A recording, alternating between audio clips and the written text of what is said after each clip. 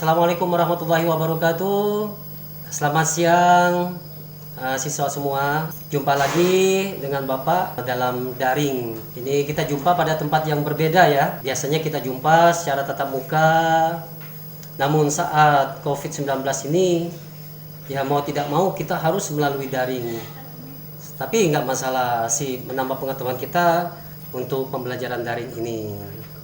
Nah, pada pertemuan kali ini Bapak akan membahas tentang materi menganalisis kebutuhan sumber daya usaha.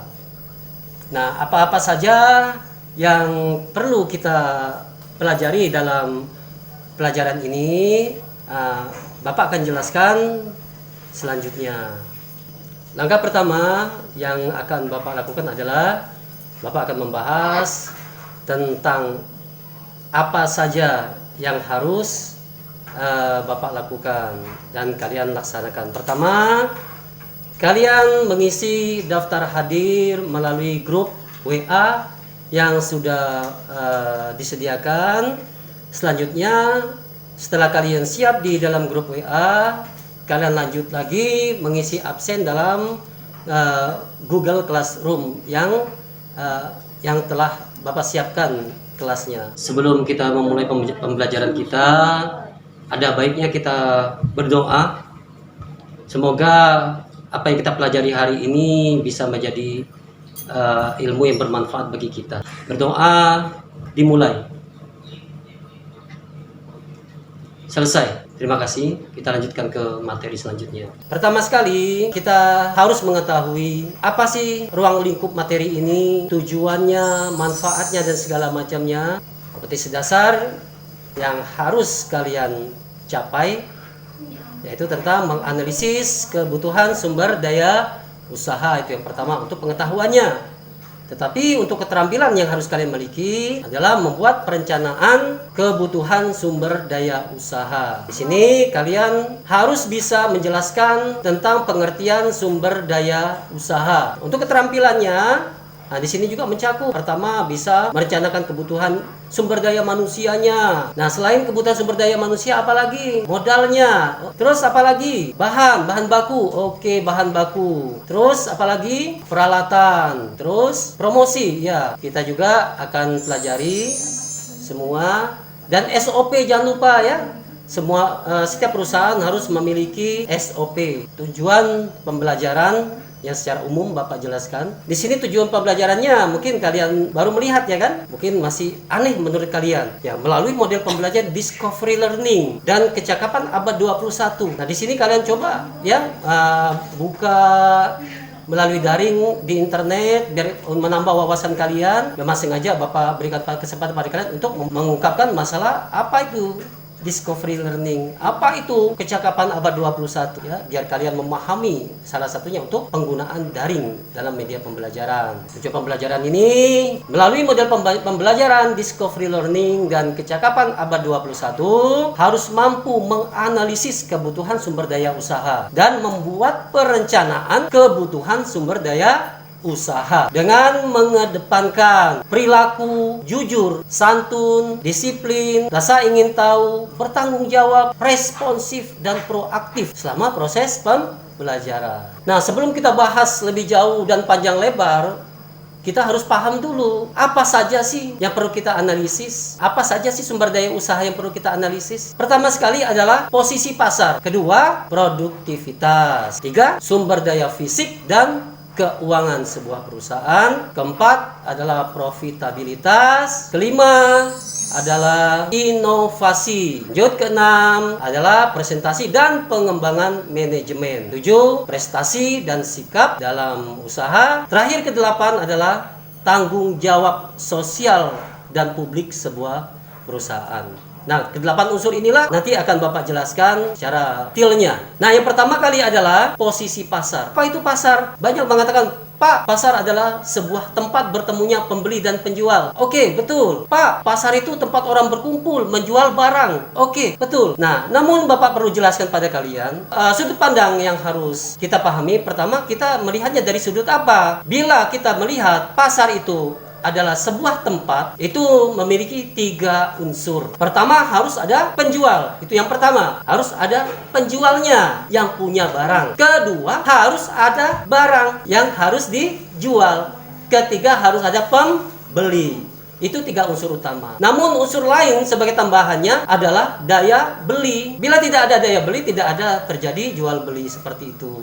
Makanya daya beli sangat penting dalam pasar tersebut. Nah, zaman sekarang ya kita pandangannya jangan tradisional lagi. Pasar itu ada sebuah tempat bertemunya. Tapi zaman sekarang zaman teknologi. Zaman teknologi itu perkembangan pasar sebagai tempat itu sudah berubah. Misalnya toko online, apakah itu pasar? Oke, alasannya kenapa? Jadi mengapa toko online itu disebut pasar? Karena salah satunya karena memiliki 3 unsur ini. Pertama, adanya penjual. Kedua, adanya barang yang dijual. Ketiga, adanya pembeli. Jadi toko online itu adalah pasar. Nah, yang kedua adalah produktivitas. Produktivitas ini adalah merupakan hubungan antara input dan outputnya. Input itu apa? Salah satunya bahan baku. Kita membeli bahan baku. Outputnya mau dijadikan apa bahan baku ini? Mau jadikan barang apa? Namun antara input dan output itu ada proses untuk menciptakan sebuah produk tersebut. Yang ketiga adalah sumber daya fisik dan keuangan. Nah, di sini sumber daya fisik itu banyak ya, teknologi ya sifatnya fisik lah terlihat ya. Ya biasanya yang sekarang jadi tambahan adalah teknologi dan sumber daya lain, misal material dan segala macam, dan segala macamnya.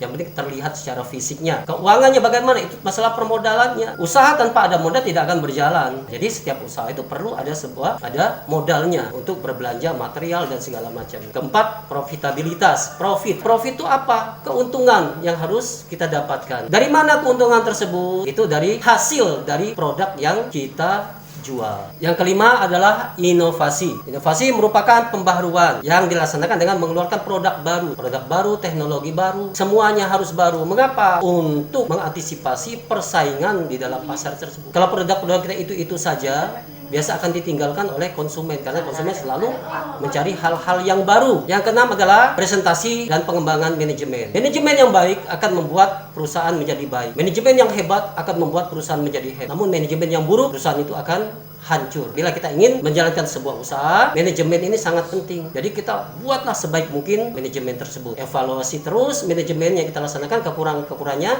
kita perbaiki. Selanjutnya ketujuh adalah prestasi dan sikap. Manajemen harus menetapkan tujuan-tujuan yang menyangkut faktor-faktor sikap dalam pencapaian efektivitas kerja. Dalam sebuah perusahaan dan dalam sebuah manajemen memiliki karyawan. Setiap karyawan itu berbeda-beda sikapnya. Bagaimana caranya? Sebuah perusahaan harus membuat sebuah SOP dari tujuan-tujuan dimilikinya, dibuat standar sikap kerja pada setiap bagiannya. Itu namanya SOP, standar operating prosedur setiap bagian. 8. Tanggung jawab sosial dan publik. Nah, perusahaan kan sudah menjual produk-produknya. Tidak mungkin dia tinggalkan begitu saja tanpa ada hubungan apapun lagi sebagai lanjutannya. Dalam hal ini, perusahaan harus mampu memelihara konsumen yang dia miliki. Sehingga konsumen itu tetap loyal, tetap solid pada produk-produk yang dimiliki oleh dirinya, oleh perusahaannya. Baiklah, tadi materi pertemuan kali ini sudah Bapak jelaskan secara detail. Pengembangannya bagaimana? Kalian harus bisa menggunakan daring. Pengayaannya silakan kalian buka pada website, pada blog-blog yang berhubungan dengan pembelajaran ini. Carilah referensi sebanyak mungkin, pelajarilah di situ sebagai pengayaan kalian agar kalian punya bekal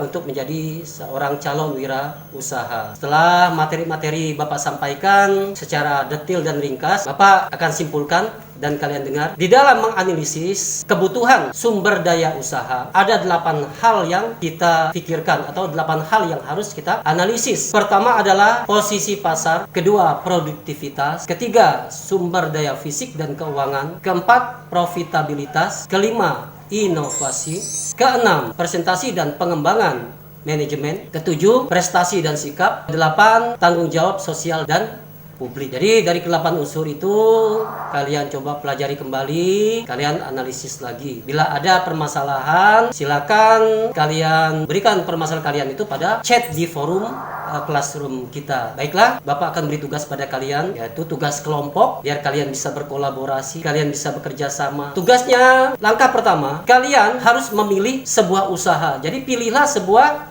usaha di sekitarmu. Dua, Amati sumber daya yang dibutuhkan dan digunakan, serta kegunaan sumber daya tersebut. Ketiga, buatlah catatan atas hasil pengamatanmu, diskusikan bersama kelompokmu, gunakan format yang telah dipelajari. Selanjutnya keempat, presentasikan hasil diskusi kelompokmu dalam sebuah rekaman video yang sederhana saja, kemudian kirimkan video tersebut melalui Google Classroom yang kita miliki. Terakhir adalah kelompok lain menanggapi video hasil diskusi tersebut melalui chat di forum Google Classroom. Selesai itu, kalian kumpulkan tugas-tugas kalian melalui Google Classroom. Ada sedikit kata-kata mutiara, mudah-mudahan bisa menambah motivasi bagi kalian. Kalian bisa lihat di situ. Pertama, jadilah pribadi yang baik. Niscaya engkau akan mendapatkan yang terbaik. Yang kedua, orang-orang terkaya di dunia adalah para wirausaha.